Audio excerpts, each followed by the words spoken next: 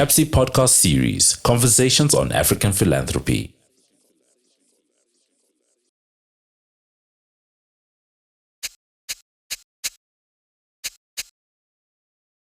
This series on social movements in Africa was shot at the margins of the third Baraza in Accra.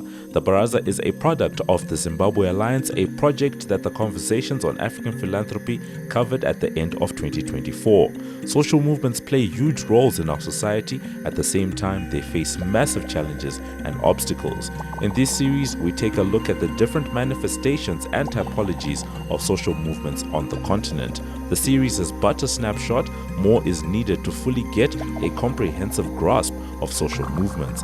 Join us as we talk to actors from the DRC to Zambia, Malawi, Kenya, Zimbabwe, Ghana, and many more. Welcome to yet another exciting episode of our Conversations on African Philanthropy with me, Moyo. I'm excited to shoot this series on social movements at the margins of the third Baraza taking place here in Accra, Ghana. I'm joined by Sam Farai, Monroe, Fatso. Comrade, how are you? Good, Baba. We're redoing this. Yes. We're doing a pull-up, my selector.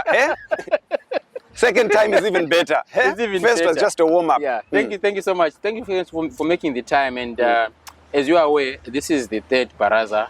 Two of them have taken place. It's the last day of the conversations. So many issues coming out. What has stood out for you? You know, I think just looking at how the Barazas have evolved over the years, and I was at the first one in Zim, which was quite small but focused. The second one, my comrades were there and representing, but this third one I think really shows the evolution of the Baraza. I think what's super interesting is it's also happening in this crazy global moment of rising right-wing authoritarianism alongside the emergence of new movements on the African continent. The Gen Z movement, we've previously had, the Senegalese youth on the streets, getting rid of their former presidents. So I think it's happening at an interesting moment for social movements. And there's such a diversity of different social movements that have been brought here. And I think the discussions are really rich. I think the different formats has really helped. It's not death by panel. It's not panel after panel after panel. There's panel, there's Ignite Talk, there's breakout session, there's a creative performance. And I think the whole idea behind that is just trying to make sure... Yay! Yay! Yay! We captured that? Is that captured? You need a bloopers reel. Yeah, we need it. We need it. You know, at Motor Republic, we are scared of dying by avocados. Here, you'll die by a coconut, and that is up death. At Motor, you will not die from an avocado. It will injure. This will kill you. But strange enough, I heard the sound, but nothing told me to run. I know. I looked up and I thought, Sam, I'll be at your funeral tomorrow. Yeah. No, we actually keep it. It's fine. It's fine. I like it. It actually woke Farai up. He was sleeping. Then he woke up. But I mean, continue. I mean, the conversation was really was standing out. Some of the themes that you were beginning to tease out before we were. Before the coconut tried to assassinate us. Yeah, so let's check exactly what you were talking about. Yeah, you're never sure if you're safe from the system. Even in these supposed safe spaces, you can be attacked from any angle, And so today it's been the coconuts. Yeah. But and so I think in terms of like the conversations that have been interesting and rich, you've had one even about yesterday about social movements and political power. What does that conversation mean? How can social movements claim power, take power, reimagine power? There's been some fantastic, I think some fantastic discussions also around what is the vision of what we're fighting for, the economy, the just economy that we're fighting for. What does it look like? So there's been important questions about not just about strategy, but about vision. And what I always like seeing emerging from spaces like this is action. So the fact that we've been able to break out into different campaign streams, plan different campaigns against different targets. And that's from the feminist movement to the climate movement. We've all got different campaigns. I think that's important for comrades to be able to come together, plan campaigns for the year. So we also emerge from this, not just with solidarity and new contacts, but also action. And then, of course, I want us to situate the reason why you are here. participating in this third Baraza is because, you know, in one way or the other, one can characterize Magamba Network as part of the social forces, part of the social movement. And for those that might not be that familiar with Magamba, let's talk about, you know, who Magamba is. I know you are central to the formation of Magamba, jointly with one of the partners. Maybe let's talk about where Magamba comes from, the situation in which it was established, and some of the, you know, some of those nuggets that led to the formation of Magamba. At one point, we were speaking about how you and Outspoken met, and that story is really beautiful to restate. So Magamba started back in 2007. I was dreadlocked at the time, a poet. I was on TV boasting about how I was the best spoken word artist out there, and Outspoken saw me on TV. He was a rapper, and he's like, nah, I can beat this guy. And I was talking about a poetry slam that I was going to be at, so he's like, man, I'm going to that poetry slam to beat this comrade. He didn't have bus fare that day, so I think he walked 10 kilometers from Mazoe, got to the poetry slam. Me and him were in the first round, alongside 10 other poets. We made it through the first round. Second round, me, him, and like 4 other poets. And then in the final, it was just me against him. The judges, unfortunately, decided it was a tie, so we had to split the prize. And the prize was a chicken and chips and a book. Me, I was hungry, so I took the chicken and chips. He was hungry for knowledge, so he took the book. And that's when we were like, comrade, you know what, we should work together. And that kind of creative space, the book cafe, was really where Magamba was born. Like the idea that we're in a very depressed situation in Zimbabwe in 2007, politically, economically, and we need to find ways to use creativity, to use culture, to reach young people and get them involved in the struggle for a better tomorrow. So Magamba was very much born there. The first few years we were hugely focused on hip-hop and spoken word, organizing offline initiatives, lots of different shows that would bring together rebellious young rappers, young poets to express themselves. It was very pre-social media in Zim. Facebook wasn't big, mobile broadband, internet hadn't spread much. So we focused a lot on hip-hop and spoken word as kind of mobilizing and communication tools at the beginning. And then really we kind of just were making it up as we went along. We started embracing different forms of popular culture, youth culture that we thought could connect with young people in a language they understand and inspire them to be part of that struggle. So we branched out into blogging, creative hubs, festivals, political satire, and organization began to grow and grow to the point where we are now, where we're a 40-person organization with programs running in 8 different African countries. So it's kind of, there's been a long timeline from when we started out as just 2 Marasta, running Magamba part-time from our lounge in our flat to now being, a Pan-African creative organization that's still very much about troublemaking, but there's been that kind of growth, And organizations obviously adapt to the context. And when we have established, it was just a year before Zimbabwe went into this dreadful election that led to the government of national unity. And then over time, there have been different moments. So, I mean, you have kind of alluded to it, but maybe let's talk a bit about some of the pivots that you have done and the issues that you have been responding to. Obviously, starting as a hip-hop organization, using hip-hop as a tool, but today you've very much focused on digital platforms, technology, etc. But maybe let's just do a bit of that tracking back in terms of the pivots that Magamba has done over the years. Yeah, I mean, like you're saying, there's been so many different pivots. We've done pivot. I think one of the benefits is being a flexible, adaptable organization. We were born in 2007, which was the year before 2008, which, as we all know, was the year when we had mega inflation, highest inflation rate in the world, more than the Weimar Republic in Germany, and it's the year when it cost $1 trillion to buy a beer, where Zimbabweans wouldn't carry money in their wallets, they'd carry money in their backpacks and in their bags. So we made it through the economic crisis of 2008, and there have been many other crises along the way. But in terms of like how we've pivoted over the years, like you're saying, we started out as a hip-hop and spoken word organization. But then over the years, you look at it like there's been a big growth on our side into digital media, running digital media platforms like Magamba TV, like Open Pali, like The Feed, and also spreading these digital media platforms on the continent. So in a lot of contexts in Zim, we're actually known more as a digital media organization than an arts organization. But also evolving beyond that, we've branched out a lot more into civic tech, building technology. How can we use tech for good, for social justice? So we've got a whole tech team that's literally running hackathons on the African continent, building new software and hardware to deploy to rural areas. So there's also been a pivot towards civic tech, and then also more recently, a big focus on climate justice, because you know the climate is in crisis, our planet is burning, and how can we come up with initiatives that can inspire young people to fight to save the planet from the crisis we're going through. So there's been definitely a lot of pivots along this whole timeline. I know this is an unfair question, but you know, being the person at the helm of the organization, every milestone is a favorite. But if we were to maybe just highlight 2 or 3 of those milestones, what would they be? 2 or 3 or 5? Or 5? No, we can.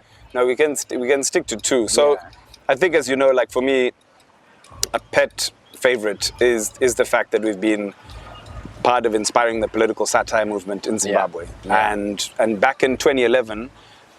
We launched Zambezi News, which is a parody of our Zimbabwe Broadcasting Corporation, who issue out the relentless propaganda.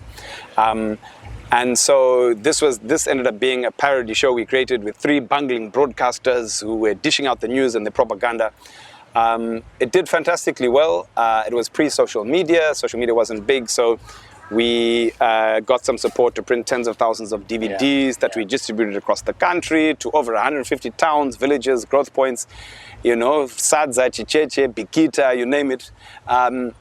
We got a lot of good feedback via SMS, but our favorite piece of feedback was one comrade who wrote in saying, I cannot believe this is the state of our national broadcaster. I cannot believe that ZBC has sunk to these levels. And this was when I turned to my comrades, Anna, Outspoken and Mike. I was like, guys, we can quit after season 1. We've achieved our dream. They think we are the national broadcaster. And Zambezi News went from strength to strength. We produced multiple other seasons. It got screened on DSTV. We took the whole show on tour of Africa, Europe and beyond.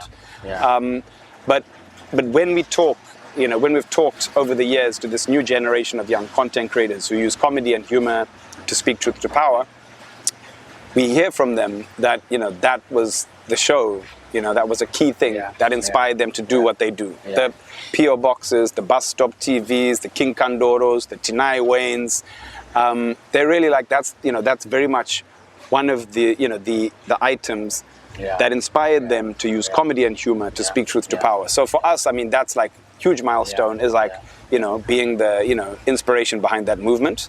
And so many young people, that's what they turn to for their news about what's happening in Zim. They'll turn to satire, they'll turn to comedy, they'll tune into a show of King Kandoro's propaganda. I think a second... My favorite, before we proceed, was the, I think 2. I mean, one was the Minister of Impending Projects. I always cracked whenever I watched that. The projects never came to fruition. Never were delivered. But the second was a skit that you did with another young man.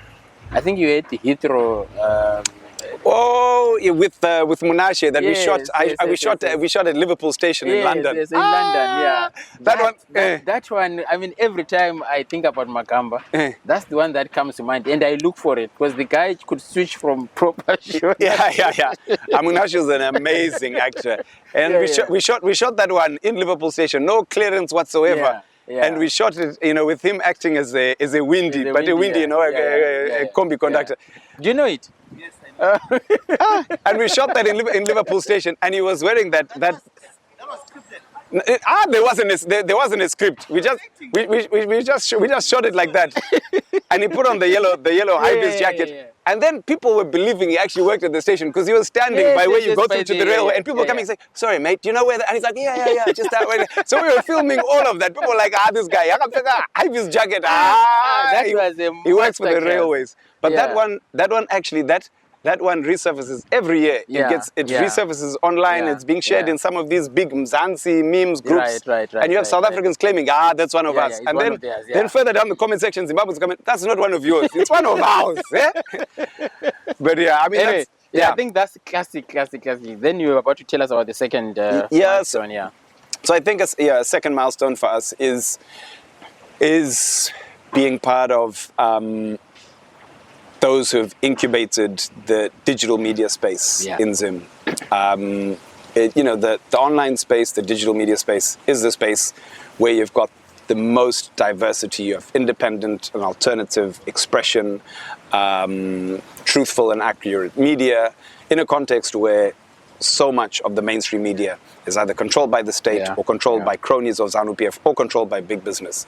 And it's been a deliberate policy of ours, a strategy of ours over, well over a decade, to support those emerging content creators, those new media startups, those young people who've got an important story to tell, but literally just need to buy a few cameras to get them going. They need a production grant for their first web series. So over the years, we've given grants and supported over 50 media startups in Zim. And I think that's definitely contributed to the information landscape that you have in Zim now. Because if you want to get information in Zim, I go online, I can get everything I need, from a multiplicity of different platforms. If, getting your news, if it's on Zim Live, on Newshawks, you go to site, you check out live stuff on Citizens Voice Network, you want to laugh, you go to King Kandoro, you go to Bus Stop TV. And so, for us, I think it's definitely, a badge of honor to have been part of helping to incubate this very vibrant digital media space where you find the majority of independent information in Zim. So another track that I want us to cover quickly is that, just when we were formed, another initiative was being established by TrustAfrica, the Schooner Foundation, the Wallace Global Fund, among others, which was a collaborative in response to the need to strengthen civil society in Zimbabwe around 2010, thereabout. And so the first grants of Zim Alliance started to be given around 2011. And you were one of the groups that was identified then. And over time, we have maintained a relationship with Zim Alliance and TrustAfrica. Can we spend a few minutes to talk about, some part of that relationship, some of the initiatives that we've been involved in, including the famous Citizens Manifesto and the role that Magamba played in that? Yeah, definitely. I mean, it's a very long-running relationship. I mean, literally since the birth of Magamba, there's been a close relationship with TrustAfrica. And I remember being there in DC when the brainstorming sessions were happening around Zim Alliance, and of course meeting the other partners involved at Schooner, at Wallace, and Zim Alliance. That was, one of the first good grants that we got as Magamba. And of course, as a young emerging organization, it means a lot when you get your first grant, because it means someone's got faith in you and you're able to then say to others, look, we do have some support, can you support us? But it's not at all been purely or even mainly financial. I think it's definitely a solidarity relationship that we've worked on over the years. We've built up some important exchanges, creatively, politically. I think the other day we were even talking about the social forum, World Social Forum, Social Forums, and like events we've done together in Senegal. So there've been many exchanges that have happened over the years, even working with TrustAfrica to bring Zimbabwean artists to perform at hip-hop festivals in Senegal. And I think there's also been just the ability also of TrustAfrica to introduce us to other interesting people, peeps who are interested in supporting our work. And then, like you mentioned, further down the line, working together, Magamba, TrustAfrica, and other movements to get the Citizens Manifesto going, and which became a really important platform to bring together different citizens, different movements within Zim to say what their hopes and aspirations were for a new Zimbabwe, and to give that manifesto to politicians, to make sure that you're having these demands come from the ground up and not top down. So it's been a really long and fruitful relationship. And then here we are at the Baraza, which once again, is something that, we're really happy to, as Magamba, have been involved in, co-organizing and programming. And so I think, it's a very rich relationship that has got so many different layers and levels to it. So like I said the other day, being somebody that saw you from the very beginnings and seeing where you are today, you said the other day that when you look back, the grants that you got from TrustAfrica in the beginning, then they looked big. But when you look at them today, they are very small, but they're very catalytic.